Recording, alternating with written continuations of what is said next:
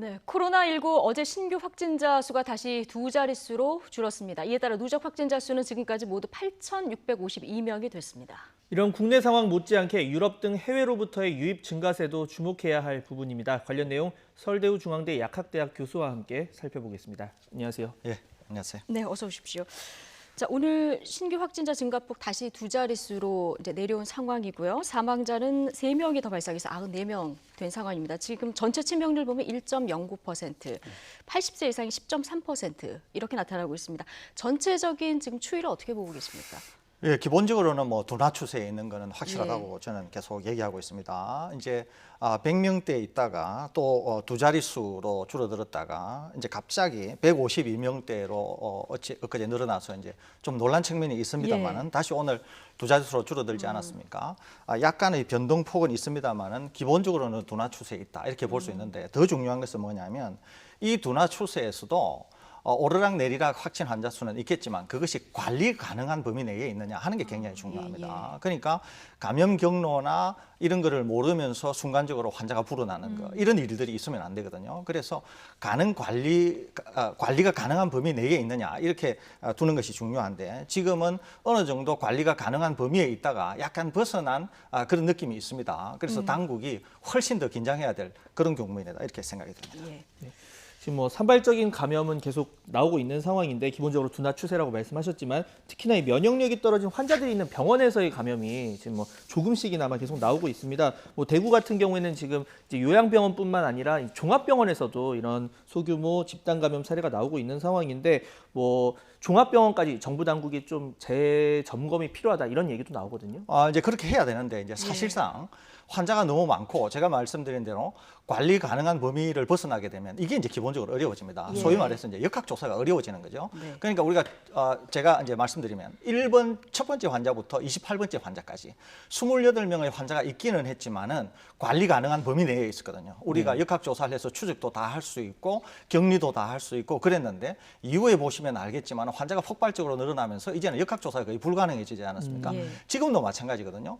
집단 감염이 소규모이긴 하지만 일어난다. 이거는 어쩔 수 없는 일이라고 하더라도 그렇게 일어난 집단 감염의 감염 경로와 감염원을 추적할 수 있는 관리 가능한 범위 내에 있어야 된다는 거죠. 그런데 지금 보면 대구나 서울이나 그 이외의 지역에서 보면은 집단 감염이 소규모이긴 하지만 일어나더라도 누가 감염을 시킨 건지 어떤 경로에 의해서 일어나는지를 모르고 있다는 거죠. 이렇게 되면은 거기에서 출발해서 다시 감염이 확산이 될 수 있거든요. 그래서 지금은 숫자는 줄어들었음에도 불구하고 관리가 가능하냐라고 하는 걸 측면으로 놓고 볼 때는 지금 좀 위험한 수준에 있다. 이렇게 평가를 할 수 있겠습니다.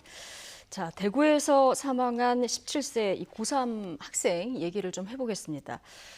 이게 제때 조치가 안 이루어져서 많은 분들이 어제 굉장히 마음 아파하셨는데 코로나19 감염 여부가 지금 중요한 게 아니라 이렇게 응급 환자들이 병원에 갔을 때 제때 골든타임에 치료를 못 받고 사망하는 이런 사례들이 늘어날까 이 부분 좀 짚어봐야 될 것 같아요. 예, 이거 굉장히 중요한 거거든요. 사실은 이제 대구 경북 지역 예를 들면은 그때 너무 환자가 많아서 전 병원이 이제 마비되다시피 하지 않았습니까?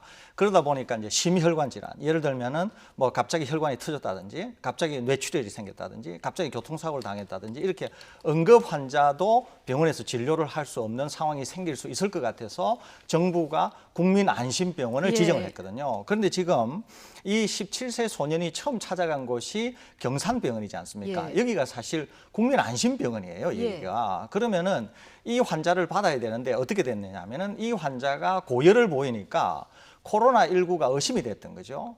그래서 검사를 받고 병원으로 안으로 들여야 되는데 당시에 이 환자가 방문했을 때 선별진료소를 닫았던 것 같아요. 늦은 시간이라서. 그렇죠. 그러니까 선별진료소에서 검사가 안 되니까 병원에서 받기가 좀 어렵고 그래서 이 소년을 집으로 가서 좀 기다려봐라 이렇게 하면서 약을 처방해 준 것 같거든요. 그러니까 이제 악화가 된 측면이 있는 거죠. 그러니까 안심병원이 아무튼 제 기능을 일단 못했다고 볼 수 있는 거예요. 예. 그러니까 실질적으로 안심병원을 통해서 충분한 의료 서비스를 받아야 되는, 지금 우리는 이제 결과는 알고 있죠. 코로나19에 감염되지 않았고 네. 아무튼 폐렴 증상이 순식간에 악화되어서 사망이 이런 거 아닙니까? 그러니까 그런 측면에서 본다고 하면 지금 국민안심병원을 전체적으로 한번 이 17세 소년을 기반으로 해서 한번 되돌아볼 필요도 있고, 지금 당장은 17세 소년이지만은 그 이외에 다른 질병들, 갑자기 뇌출혈이 생겼거나 그렇죠. 아니면은 예. 뭐 심장에 갑자기 네. 다른 응급 환자들. 그렇죠. 예. 그런 문제가 얼마든지 있을 수 있기 때문에 지금 이 기회를 통해서 한번 들여다볼 필요가 있다, 이런 생각이 듭니다. 예.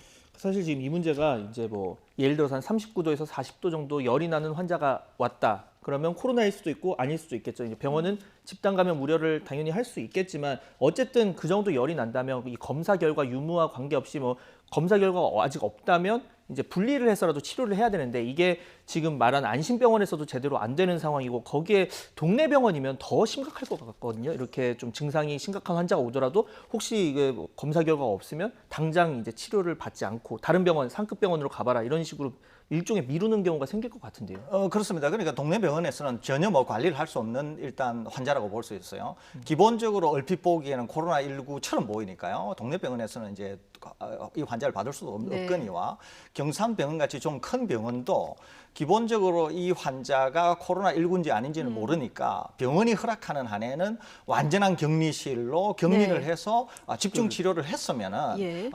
다소 사망에는 이르지 않았을 가능성은 있어 보여요. 그럼에도 불구하고 병원이 코로나19일 경우에는 병원 전체가 폐쇄되는 것을 너무 두려워한 나머지 아마 그런 측면에서 이 예. 환자를 못 받았지 않았나, 이렇게 생각이 되거든요. 예. 그러니까 병원 측면도 일부 이해는 되고 또 부모 입장이나 사망한 이 소년의 입장도 일부 이해가 되기 때문에 정부 당국이 나서서 뭔가 좀 정리를 해야 될 필요가 있다, 이런 생각이 듭니다. 예.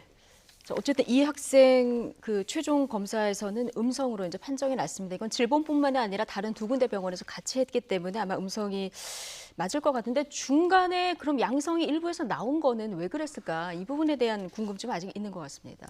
이거는 이제 위양성이라 그러는데요. 양성은 아닌데 이제 거짓 양성이 나타나는 경우거든요. 그러니까 이제 당국이 지금 이 병원에서 이 소년을 검사했던 검사 기록하고 검사 샘플을 다 받아가지고 재검정을 했던 것 봐요. 예. 해보니까 이제 결론은 뭐냐면은 그 검사를 하는 시설에 일부 오염이 있었던 것으로 예. 발표를 했습니다. 네. 그런데 이제 지금 이 RT-PCR이라고 하는 유전자 정폭 기술을 이용한 진단 검사법은 예. 보통 한 개가 들어있을 때 이 한 개를 10억에서부터 1조 배 정도로 정폭을 하는 거거든요. 그러니까 조금이라도 공기 중에 오염 물질이 있다거나 또는 이 원심 분리라고 하는 과정을 통해서 다른 환자들의 시료와도 같이 이 프로세싱을 하거든요. 그러다 보니까 다른 환자들의 시료액에서도 나온 또는 이런 공기중으로 가능성도 확산된 있군요. 것이 오염을 일으켰을 가능성도 있어요. 그리고 이 진단 키트는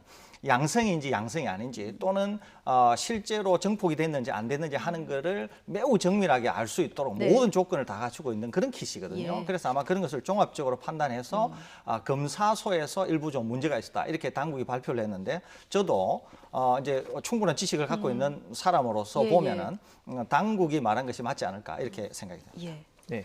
자, 해외 사례 보겠습니다. 지금 이제 외국으로부터의 이제 유입되는 이제 코로나 역유입이 우려가 되고 있는 상황인데, 정부도 뭐 22일부터는 유럽발 모든 입국자에 대해서 이제 발열 검사 꼼꼼히 시행을 하겠다, 이런 얘기를 했어요. 지금 상황에서 좀 방역 당국 입장에서 더 주의해야 될 방역 공백 어떤 부분이 있을까요? 이제 해외에서 역유입되는 거는 이제 충분히 우리가 이제 생각을 해봐야 됩니다. 우리나라는 일단 확실히 둔화 추세에는 접어들었습니다. 예. 그런데 이제 유럽이나 미국 이런 데서 벌써 입국하는 우리 국민뿐만 아니라 외국 분들이 일단 확진 환자가 벌써 나오고 있지 않습니까? 그렇기 때문에 이제 이 부분도 우리가 생각을 해야 되는데, 이제 두 가지 점에서 하나 생각해 볼 수 있을 것 같아요. 하나는 우리 내국인입니다. 내국인인 경우에는 우리나라에 어떻든지 간에 본인의 집이 있든지 아니면은 본인의 지인이 있어서 머물 수 있는 곳이 있어요. 그렇기 때문에 자가격리나 자가격리에 준하는 수준으로 어떤 조치가 스스로가 가능합니다. 그런데 이제 외국인인 경우에는 외국인인 경우에는 무슨 일이 있어서 입국을 할 거 아닙니까, 그죠?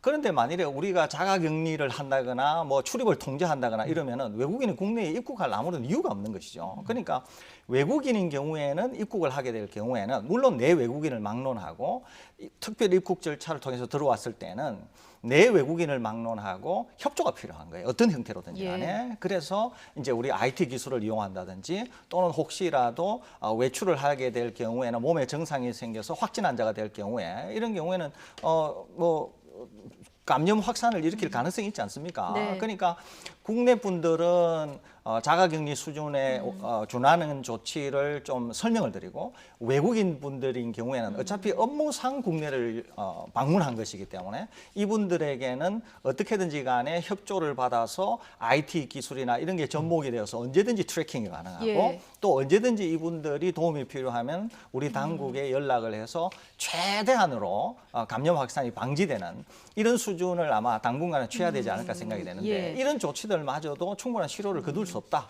이럴 경우에는 이제 내 외국인을 막론하고 강제적인 자가 격리 조치를 해야 되겠는데 이런 경우에는 거의 뭐 국경 봉쇄 수준하는 그런 상황이 되지 않을까 이렇게 생각이 됩니다. 네, 내국인뿐 아니라 외국인까지 좀 꼼꼼한 관리가 필요하다는 그렇습니다. 얘기를 해주셨고 지금 해외 상황이 아까 얘기했지만 뭐 굉장히 심상치 않은 상황이라서 유럽연합에서는 지금 30일 동안 국경 봉쇄를 합의하지 않았습니까? 네. 사상 처음인데 어느 정도 효과가 있는 겁니까? 이 시점에서?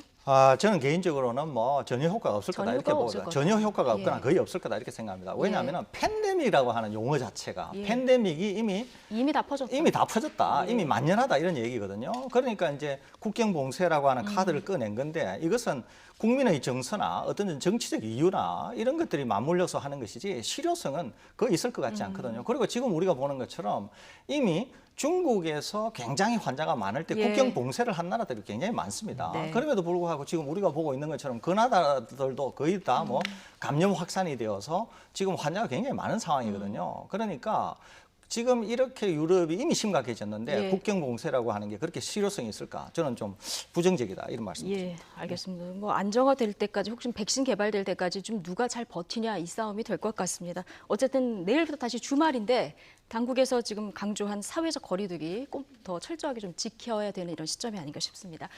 서울대우 중앙대 약학대학 교수와 함께했습니다. 고맙습니다. 네.